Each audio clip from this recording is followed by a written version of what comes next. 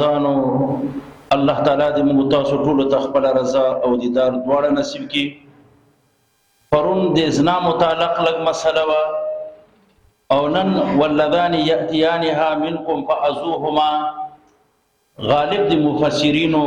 دا رایه ده چې دینه مراد د لواطت مسله ده. مخکې د فاحشې اطلاق سوی وو. فاحشې ما درته ویلې سحق باندې اطلاق کیږي چې یوه زنانه د زنانه نه خواهش پوره کوي. فاحشې اطلاق په زنا باندې هم کیږي او په لواطت باندې هم کیږي. دلته دا ولذانې دا تثنیه ده. دینه بعضې وایي چې ښځه او نر مراد دي، یعنی واللذان یأتیانها منکم، الله وایي هغه ښځه او نر چې راتګ وکړي فاحشې ته منکم د تاسو نه فآذوهما تاسو ضرر ورته ورسوئ. نو که زنا دلته هم مراد سي او مخکې د هم زنا نه دا مراد و، په سورة نور کې زنا ته حکم ذکر شوی ده. نو دلته کې د مشکلات بیا داسې پیښیږي. یو وری الله وایي که چا فاحشې باندې راتګ وکړ 4 ګواهان پې تېر کړي او کور کې بند کړي یا جیل کې واچوي. دلته الله وایي واللذان یأتیانها هغه ښځه او نر چې کله راتګ وکړي فاحشې ته منکم فآذوهما ضرر ورته ورسوي. ټولو مفسرینو د ضرر ترجمه دا کړې ده چې پیغور ورکوي او دا الفاظ ورته وکاروي اما استحییت من الله، شرمېږي نه د خدای نه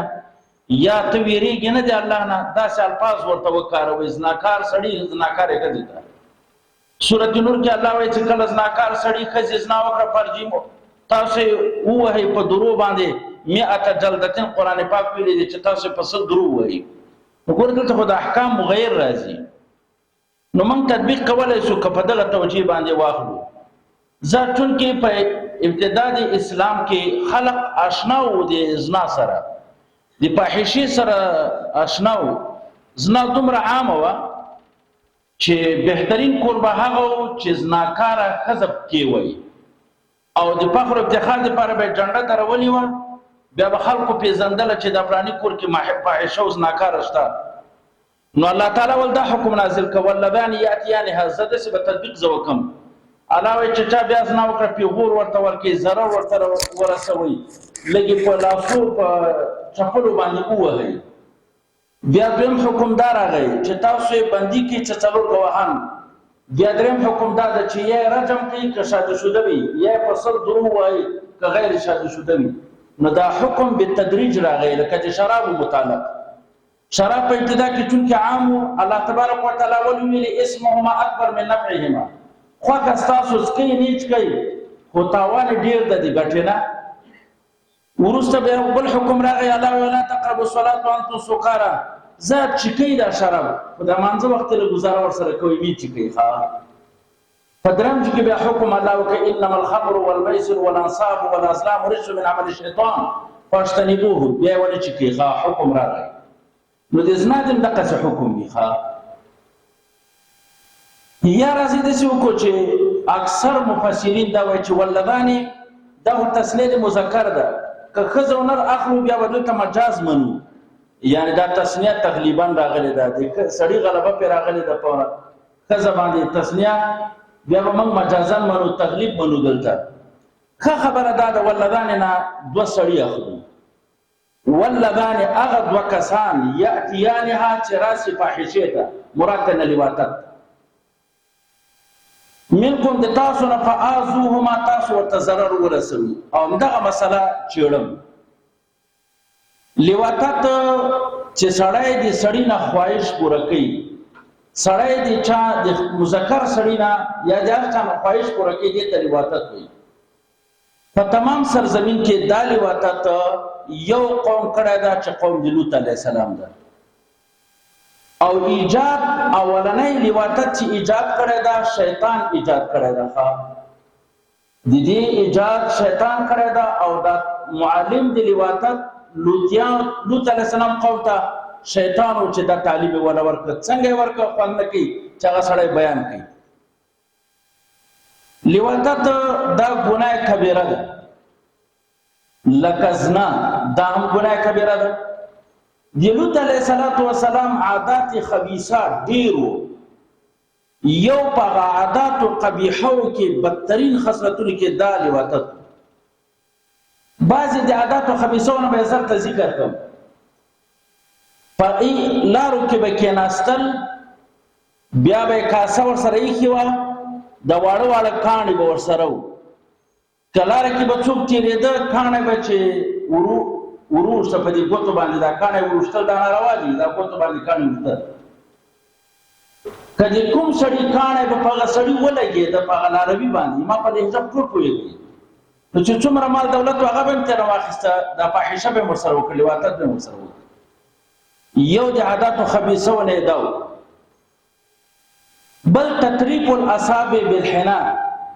دا سرونه د ګوتې په نوکریزو باندې سره کول. بعضې اوقاتو کې زه هم کله کله ګورم، د موږ تاسو خلک هم کوي چې واده یا څه شی وي، بیا دا هم سره کړي دا د ګوتې سرونه. لاسونه سره کول دا د ښځو دپاره جایز دي، او که ښځه لاسونه نه سره کوي، که زړی که وړی، دا دې دپاره مکروه ده. ځکه هلته رسول الله وایي چې لعنت یې په هغه ښځو چې مشابهت د سړیو سره کوي، لعنت یې په هغه هلکانو سړیو باندې چې ښځو سره مشابهت کوي. نو ښځه چې سپین لاسونه ګرځي، دا په دې لعنت ته ولې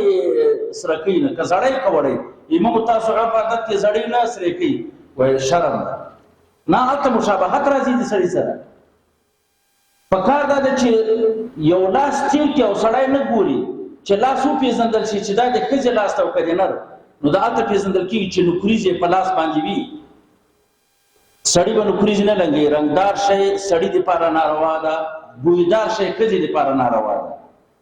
یعنې خبره مې دا کوله چې یو د اخلاقو خبیثو نه لواطت و، بل دا کاڼي وشتل و، او درېیم نمبر کې دا سرونه د ګوتو به په نوکریزې ورته وایي که نه، په دې باندې سره کول. لاسونه سره کول سړیو دپاره جایز نه دي، ضرورت بېله مسله ده، الضروريات تبيح المحظورات. بل به اسبال الازار کوو، دا د عاداتو خبیثو د لوط علیه السلام نه اسبال الازار، پرتوګ د خنګرو نه لاندې تلل. ګورې یو خلکو دا مکروه تحریمي ده. ایمان ډېر متکبرین حضرات دا اسبال الازار مکروه هم په مانځه کې ده. رسول الله د مانځه متعلق دا لا يقبل الله صلاة مسبل، خدای پاک دغه سړي مونځ نه قبلوي چې خنګرو نه یې پایڅې لاندې وي. تاسو شاته ودرېږئ چې څومره خلک تاسو دا لري، سره یې باک هم نه ګڼي. زما په خبره پوه شئ، دا د لوط علیه السلام د قوم د عاداتو خبیثو نه دا کار وکړه چې د خنګرو نه لاندې څوک پایڅې پرېږدي، که مانځه کې وي هم مکروه ده، که خارج الصلاة وي هم مکروه ده، که محصل پرېږدي هم مکروه ده، او که استاد پرېږدي هم مکروه ده. موږ دې ته سره سوچ هم نه کوو دې مسلې کې، او ډېر متکبر وي. او دا د طبابت او د ډاکټرۍ له لحاظ نه هم ډاکټران به درته وایي انشاءالله دا هم مکروه ده، ډېر تاوان هم ده چې سړی همیشه پایڅې د خنګرو نه لاندې پرېږدي، خنګرې په پایڅو کې پټ پرېږدي، نو ډېرې مسلې ته نه پیدا کېږي د ډاکټرۍ له لحاظ نه هم. یو دا بل دا ده که تاسو د عاداتو خبیثو د لوط علیه السلام نه دا بعضې خلک خبیثان داسې دا ترحق ته لاس ورکړي، بیا اواز باسي، ټول پرې پوه شولئ. دا د عاداتو خبیثو د دغه لوط علیه السلام نه دا مو. تاسو که کلنډران لیدلي وي او بعضې کله اواز کوي، د تخلیق کې ګوتې ورکړي، دا هم د عاداتو خبیثو د لوط علیه السلام نه. نور مې کتلی نه ده، نور که وارسم غلط بسم، نور یې د عاداتو خبیثو نه دا و. یو تر بله به یې لاړې سره شیندلې، یو بل ته به یې لاړې شیندلې. دا خو الحمدلله موږ تاسو معاشره کې کمزورې عادت ته ده، څوک نه مني لاړې چاته شیندل. بهرحال خو اعظم ترین لواطت دا ګناه کبیره ده. خدای پاک الله رب العالمین چې دا فاحشه په دوی کې وه، دغسې یو عذاب الله دوی ته ورکړه چې تر اوسه پورې د آدم علیه السلام نه تر قیامته پورې نمونه د عذاب نه ده راغلې. دوی باندې باران وسو د کاڼو، او عالیها سافلها و سافلها عالیها، لاندې پې پاس کړل او پاس یې لاندې کړل، خو سرنګونې کړ که نه قرای منقلبه. څلور قریو ته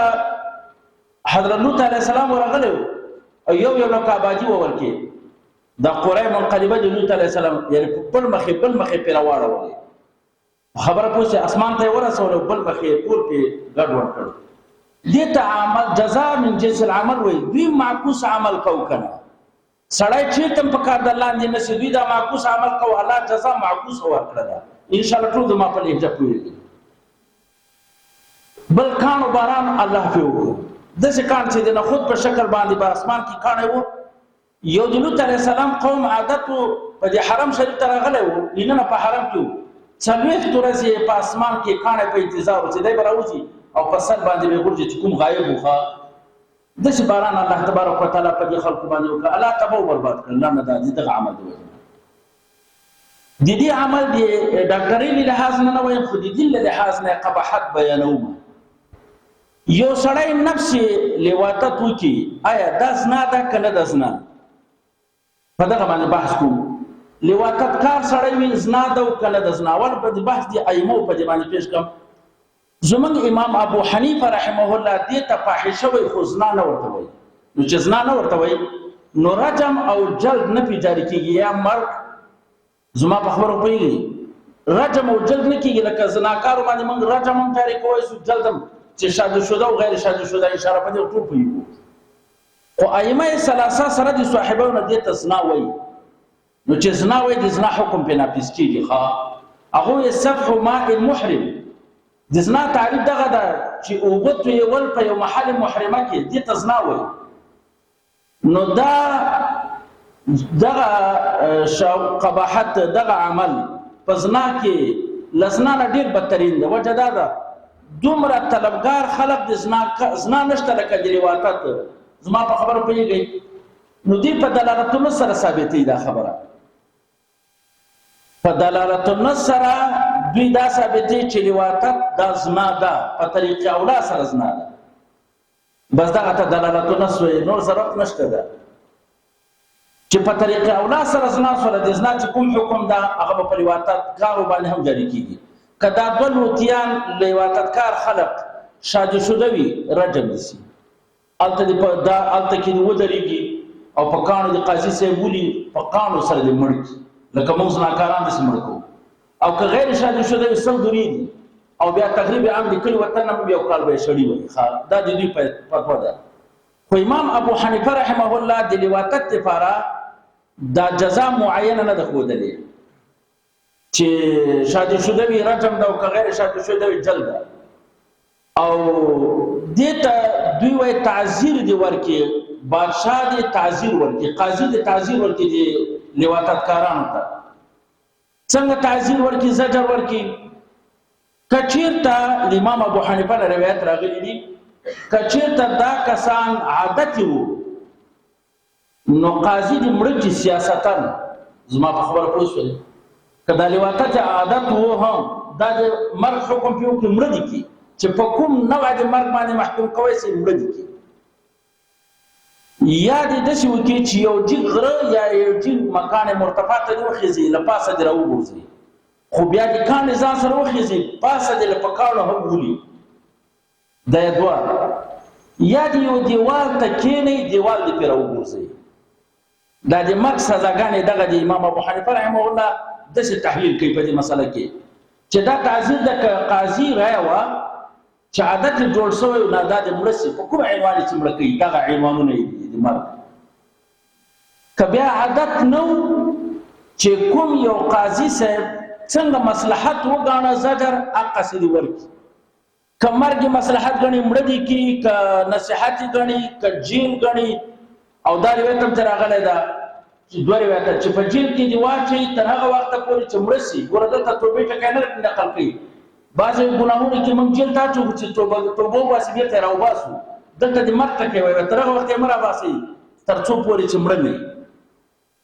او بل روایت هم راغلی چې یو بدبویه ځای کې لکه منه سبا لنټرین د دې کې دې وتړي او بند کړي چې د بدبوی د وجې نه مړه شي دغه تعزیر ده او دلته د قرآن هم ظاهرا داسې معلومیږي واللذان هغه دوه کسان یأتیانها چې راسي دي فاحشې ته منکم د تاسو نه ګور الله دسه فآذوهما تاسو zarar ورته ورسوي تعین د zarar ګور نه دسوي چې تاسو څنګه zarar ورسوي دا مفوض راي د حاکم ته چې قاضي څنګه وګڼل هغه شی zarar ورته رسي زما په مسله ان شاء الله واضح شي نو ائمه ثلاثه سره دي صاحبان هغه وایي چې دا حکم د زنا لري په دلالتونو سره ثابت دی او موږ احناف هغه وایي چې نه دا حکم مفوض د رائے د قاضي ته که مصلحت په مرګ کې مړ دي کی چې په کوم قسم مړ کوي د امام شافعي رحمه الله نه هم دوه قول راغلي دي هغه یو د حکم د زنا ور کوي چې شادو شوی مرګ دي مړ دي شي خو کبیا مړ کوي یو روایت نه راغلی چې په کاڼو دي مړ کوي لکه زناکاران څنګه مړ کوي بل روایت راغلی ده چې نه په توره دي مړ کوي په سر یعنی موږ تاسو نه سبقونه نه په ډز دي مړ خو به هر حال دا لواطت دا ګناه کبیره ده عمل د شیطان ده عمل د لوطیانو ده په دې باندې یو عظیم قوم تباہ او برباد شوی ده د خالد بن ولید د سیدنا ابوبکر صدیق رضی الله تعالی عنہ په دور کې دا لواطت مسله مخه ته راغله خالد بن ولید دا کسان راونی ول د یو لوطی وو چې هغه عادت دا و چې خلکو سره به نکاح کوله نکاح به کوله د لواطت لکه موجوده دور کې مو خبرې هم د حالات پیش کیږي سیدنا ابوبکر صدیق ته دا جواب راولې چې دلته یو سړی دا داسې نکاح کوي د خلکو سره څه وکړو دوی مجلس راوغوښته په دې کې حضرت علی رضی الله تعالی عنہ هم مجلس فیصله ټوله د حضرت علی پر رائے وکړه حضرت علی رضی الله تعالی عنہ چې جګ شو په مجلس کې د شي وی سیدنا ابوبکر دا عمل په تمام سرزمین کې قوم لوط کړی دی او الله د څه عذاب ورکړی دی چې تر اوسه پورې نمونه په دنیا کې نشته زما خپل نظر دا ده چې ور دې ورته بل سي په ور دې وسوځول سي حضرت سیدنا ورته وی بس موږ تاسو یې واس په دغه دعا وکړي و دې وسوځول سي زما په خبر پوس رسول الله صلی الله علیه وسلم د لواطت کارانو خلقو دي پاره فقتل الفاعل والمفعول ویلي بالکل مړی کوي خو هغه مونږ جواب کو غاجي څنګه سجرن تاجیدن انک مصلحت د قاضي وي مړ دي هیڅ مشکل نشته تاسو په مسله باندې واضح رسول الله صلی الله علیه وسلم وایي چې د خدای پاک لعنت درې کرته وي د الله لعنت ته په خلکو باندې لعنت دا معنا چې خدای دې خپل رحمت نه لوي کې داخله دا کار چې څوک یو سړی لواطت د سړیو سره خو ګناه کبیره ده خو یو سړی د حیواناتو سره لواطت کوي دا هم ګناه ده کبیره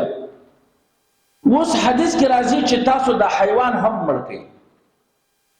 لیکن چې حیوان ولې مړ کوو هغه خو مشکلات نه لري وجه دا ده چې دا حیوان ځکه مړ کړلی شي چې کېدای شي مشکلات نور ته پیږي کېدای شي د حیوان نه انسان پیدا شي زما په خبره باندې پوه شئ د حیوان نه انسان پیدا شي بل دا چې د حیوان ګرځي په دې لارو کوڅو کې خلک وایي چې دا غفلانی حیوان ده چې غفلانی معامله داسې غلطه بیا دا همیشه یو فتنه یو شور یو شغب یو فساد تیر پیدا کیږي ان شاء الله تاسو ټول پیږي لہذا غدم نو الله تبارک وتعالى وی دا د فاحشه متعلق خو ما ته نور هم خبر راځي خو پرې ده ولذان یاتیان الله وی چې کوم د کسان دي تر تکي بالکل د تاسو نه فازوهما تاسو دوی ته ضرر ورسوي دا ګناه کبیره ده لواطت دا ګناه کبیره ده عمل د شیطان ده او الله تبارک وتعالى ور باندې سخت قهر او غصه باندې وي چې کوم خلق دغه عملونه کوي دا ګناه کبیره ده واللذان یاتیان منکم فازوهما فان تابوا واصلحا قاضي ته دا مسله نه رسیدلې د لواطت او د زنا مسله نه رسیدلې او بس توبه وکړه سبب توبه بحث کوم ان شاء الله ای توبه بحث را روان ده نو الله وی فان تابا کدی دوړو کسانو توبه وکړه او اصلح ځانونه صالح کړه په قرائن سره قرائن ګوره چې سړی صالح وي په قرینې سره معلومیږي چې دا محاسن صالح سړی ده دا صالح ده پیژندل کیږي کنه منځګزار شي ذکر او اذکار کوي منځونه کوي او دسونه کوي بیا سړی په پیږي نو الله وی فاعرض عنهما بیا څه مو ورته وي ځکه اراست نه ورکي پرې دی ان الله کنا تواب الله رجوع کول ولا ذات تدری توبه کوله او الله توبه قبرې کنه توبه دی وی کله او رحیم هم د الله تبارک وتعالى چې خدای پاک تاخیر د عذاب وکړي الله تعالی رحیم هم ده او تواب هم ده قبلول د توبې والا ذات هم ده نو توبه قبليږي که قاضي ته د زناکار مسله د لواطتکار مسله نه رسیدلی او تور باندې خبر سولې دغه خلق د پاتې سي پری د خودل سي خو که یو ور قاضي ته ورسېدله دا مسله بیا نه شفاعت پکې جایز ده سفارش او نه قاضي شفاعت قبلولای شي نه څوک سفارش کولای شي کار به تاسو په اصطلاح باندې د اصول دی وجه نه بیا کیږي چې څومره اصول دي د اسناد ثبوت لپاره عقب مطرح کیږي الله تعالی دې متاسف حال باندې رحم کرم وکړي سبا د توبې بیان ان شاء الله توبه باندې بیان کو واخر دعوانا ان الحمد لله رب العالمين یا الله دا مجلس کفاره دي سیئات وکړي الله زموږ ټول صغیر کبیر ګناهونه معاف کړي یا الله حکم قول بالاستار ز يقدم کول ته توفیق نصیب کړي الله ټول حرکات سکنات اقوال افعال خدای ستاسو رضا لپاره وګرځي الله مو عادت کو خدای تیرانه په عبادت قبول کړي څومره بدحاله مسلمانان دي الله سو خلیفہ راولي څومره مظلومان دي خدای دې ظلم دي ظالمانو ته نجات نصیب کړي په دې مجلس کې د چا مقاصد شریعه الله د خپل خزانه غیب نه ورکړي اولادونه خدای مو سره صالحان کړي د فتنو دور د الله جدید اثر فتنو ظالمانو ټول ته نمان نصیب کړي الله دا مجلس کفاره دې صحت وګرځي الله زموږ ټول صغائر کبائر ګناهونه معاف کړي یا الله حکم قول بالاستار زر خدای مو ټول ته توفیق مزید نصیب کړي الله ټول حرکات سکنات اقوال افعال خدای ستاسو رضا لپاره وګرځي وصلى الله تعالى على خير خلقه محمد وعلى